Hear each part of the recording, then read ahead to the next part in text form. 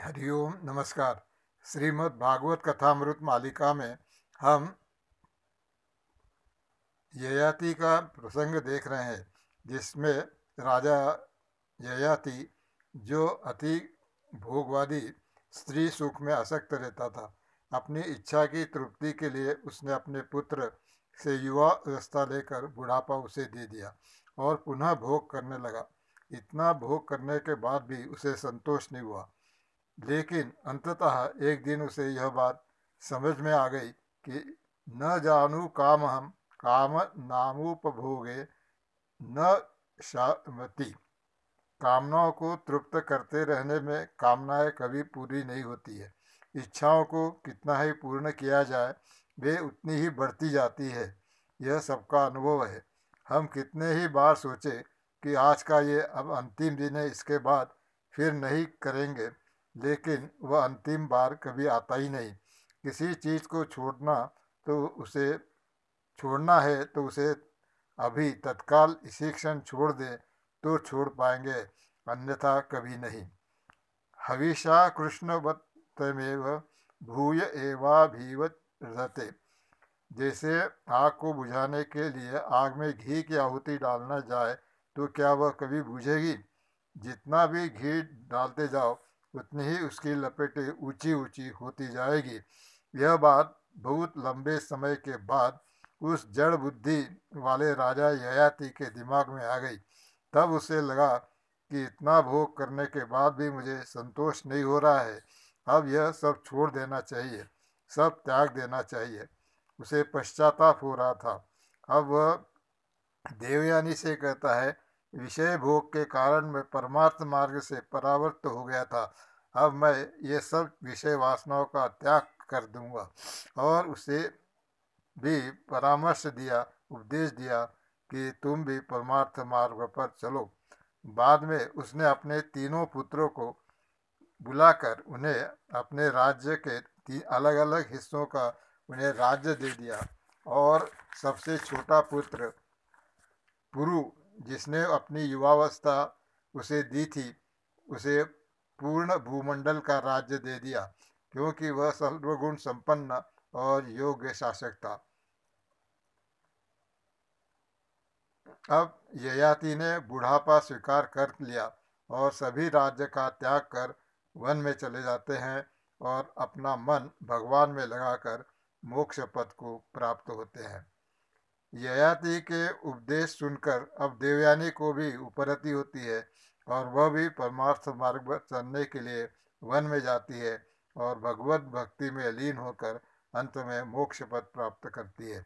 इस प्रकार इस प्रसंग से यह दर्शाया है कि मनुष्य को अति भोगी नहीं होना चाहिए, संयमी जीवन यापन करना चाहिए।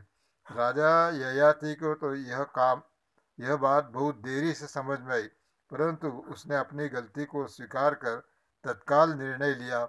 यह विशेष बात है।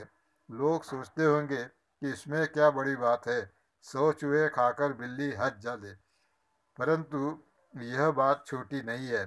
अधिक भोग के बाद उसके संस्कार दृढ़ हो जाते हैं, तब उन्हें तोड़ना अति कठिन होता है। राजा ययाति में भोग का प्राबल्य था और उतना ही उसके बाद में उसमें वैराग्य प्रबल हो गया, ऐसा बहुत कम लोगों में होता है।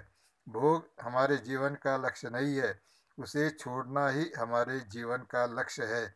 ययाति के बाद पूर्व वंश में राजा दुष्यंत और उनके पुत्र भरत और रंती देव का वर्णन आता है। इसमें जो भरत जी का चरित्र है, वह इतने वीर हुए कि वे 5 वर्ष की अवस्था में ही बड़े बड़े शेरों को बांधकर उनके साथ खेला करते थे। ऐसा लगता था कि भरत के जीवन में मानो भगवान का शौर्य और वीर्य मूर्तिमान होकर प्रकट हो गया है।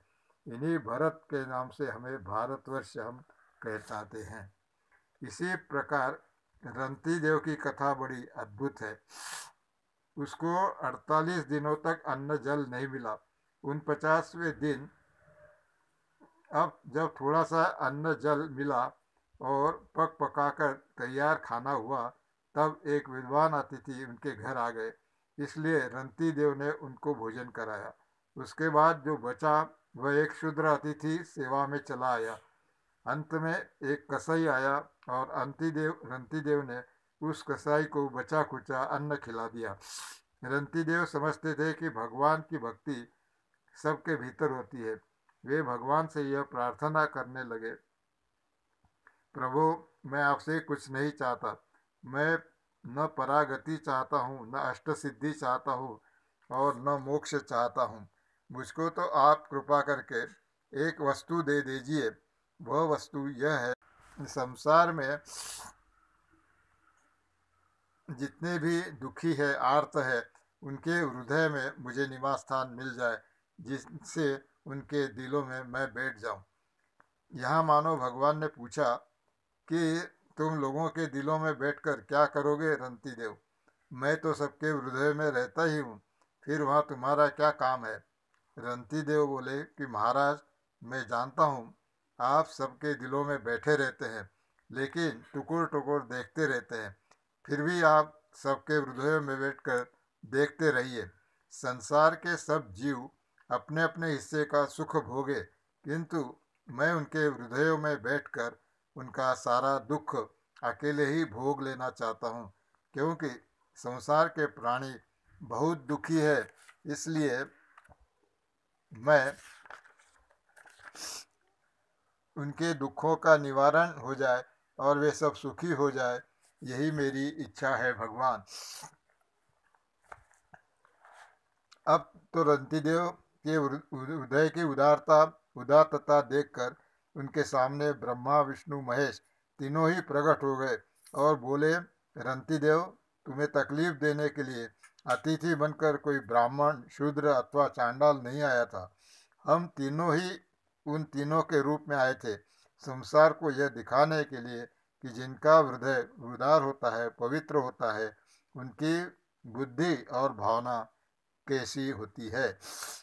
राजा रंतिदेव के बाद इसी वंश में जामक नाम का एक राजा हुआ, जो कहीं विजय प्राप्त करने गया तो वहाँ की राजकुमारी भूजा को अपने रथ पर बैठा कर ले आया। उसकी पत्नी शैया ने उन लड़कियों को देखा तो वह बोली, अरे वो कपटी, जहाँ मुझे बैठना चाहिए वहाँ तुम किसको बिठा कर ले आए हो? राजा जामज अपनी पत्नी से बहुत डरता था, इसलिए बोला कि इसको तो तुम्हारी पुत्रवधू बनाने के लिए आया हूँ। पत्नी बोली कि अभी तो हमारे कोई पुत्र नहीं है, रिश्ते नाते का भी कोई पुत्र नहीं है। तुमने कहीं पुत्र को पाला तो नहीं है, फिर तुम इसको पुत्रवधू कैसे बनाओगे? राजा ने कहा कि अभी तक तो कोई पुत्र नहीं है, लेकिन आगे तुमसे जो पुत्र होगा उसी से उसका विवाह करेंगे। अब तो राजा की पत्नी भाव से देवता लोग बहुत प्रसन्न हुए। उन्होंने कहा कि जैसे पति भक्ति से पत्नी का कल्याण होता है, वैसे ही पत्नी भक्ति से पति का कल्याण होना चाहिए। यह कहकर देवताओं ने शैया को एक जवान पुत्र दे दिया और उसके कन्या का विवाह हो गया। इसके बाद की कथा यह है कि यदुवंश में मथुरा नगरी के एक राजा शूरसेन हुए। उन्हीं से कौरवों और पांडवों का वंश चला। उन सब के वंशों का वर्णन करते हुए सैकड़ों हजारों नाम दिए हुए हैं। यहाँ समयाभाव के कारण सबकी चर्चा नहीं की जा सकती। मैं तो आपको बहुत संक्षेप में सुनाता आ रहा हूँ। शूरसेन वंश में ही आगे चलकर अनेक पीढ़ियों के बाद वसुदेव जी हुए। उनकी पत्नी देवकी थी और उसके गर्भ से 7 पुत्र हुए। 8वें पुत्र के रूप में भगवान श्री कृष्ण का जन्म हुआ। उन्होंने अपने जन्म मात्र से ही इस धरती को धन्य बना दिया। उनका ज्ञान, प्रेम और सौंदर्य, माधुर्य जिनकी आंखों में समा गया, जिनके दिलों में बस गया, उसका कल्याण हो गया। इसी प्रसंग के साथ श्री सुखदेव जी महाराज ने 9वां स्कंद पूरा कर दिया। 10वां स्कंद के प्रारंभ में परीक्षित ने उनसे कहा कि महाराज, आपने राजाओं के वंशों का वर्णन तो बहुत विस्तार से किया, किंतु यदुवंश में अवतरित भगवान श्री कृष्ण के जन्म की कथा को केवल 5 श्लोकों को में पूरा कर दिया। इससे मुझे तृप्ति नहीं हुई है, इसीलिए आप इसका विस्तार से श्री कृष्ण चरित्र का वर्णन कीजिए। यहाँ परीक्षित ने श्री कृष्ण चरित्र के संबंध में जो उद्गार प्रकट किए, उनसे यह प्रतीत होता है कि एक श्रोता के हृदय में भगवान की लीला सुनने के लिए कितनी इच्छा होती है। वही इच्छा हमारे मन में भी है और ये चर्चा हम कल सुनेंगे। आज यही विराम देते हैं। हरि ओम, नमस्कार, हरि ओम। भगवान श्री कृष्ण भगवान की जय।